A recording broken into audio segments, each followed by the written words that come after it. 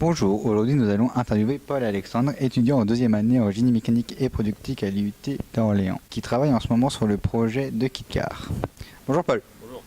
Alors pourquoi nous avoir emmené dans l'atelier de génie industriel? Est-ce que c'est un lieu important pour tes études ou pour ta formation?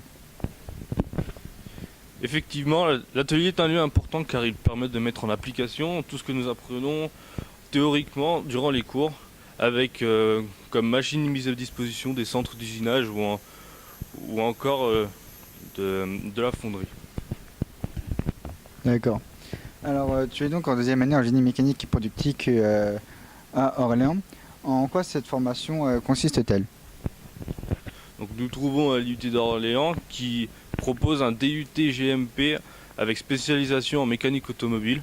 Ce DUT nous permet de maîtriser la chaîne numérique qui va de la conception à la fabrication, ainsi que de nous apprendre différentes techniques d'obtention de produits et de fabrication, telles que l'injection ou encore les tours numériques ou les centres d'usinage. Alors quel est l'intérêt d'avoir un projet pendant votre formation qui se déroule en 2 ans? Donc au début de deuxième année, il nous est proposé un projet par nos professeurs qui permet de mettre en application ce que nous avons appris durant la première année ainsi qu'au cours de la deuxième année. Cela nous permet de travailler en groupe et en autonomie pour nous plonger dans le bain du monde professionnel plus facilement. D'accord. Alors votre projet KitKar est une voiture électrique, mais qu'est-ce qui peut la différencier des voitures électriques qu'on a en ce moment, comme la Zoé? l'e-KitKar est une voiture qui est open source, c'est-à-dire que l'on peut trouver les plans sur internet. Il est livré en kit, et ce qui n'est pas le cas de la Zoé. Il peut avoir différentes formes, telles qu'un utilitaire ou une citadine, prendre 2 à 4 places. Sur notre page Facebook, il est possible de trouver des vidéos de gens qui ont réussi à monter un e-KitKar en moins d'une heure.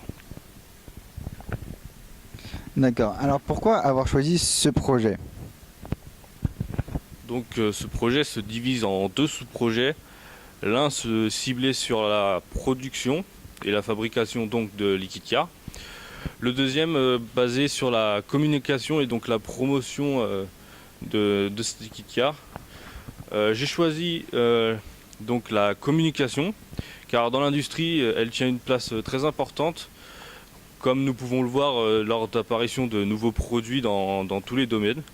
Cela me permet également de mettre en pratique les compétences en anglais. De plus, ce projet est motivant et avant-gardiste car les e-KitKar représentent beaucoup de possibilités. Très bien. Alors à l'heure d'aujourd'hui, où en est votre projet? Est-ce qu'il avance bien? Aujourd'hui, cela fait 2 ans que le projet a commencé avec les promotions précédentes.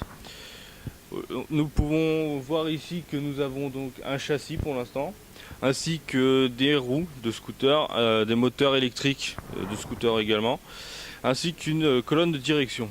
Tout cela a été possible grâce au logiciel Creo, qui est un logiciel de CAO, donc conception assistée par ordinateur. Cette année, l'IUT nous a demandé de terminer ce projet pour juin 2017. Pour cela, nous devons trouver des sponsors afin de payer le matériel et d'indemniser l'IUT. Merci beaucoup pour votre temps et bonne continuation. Au revoir.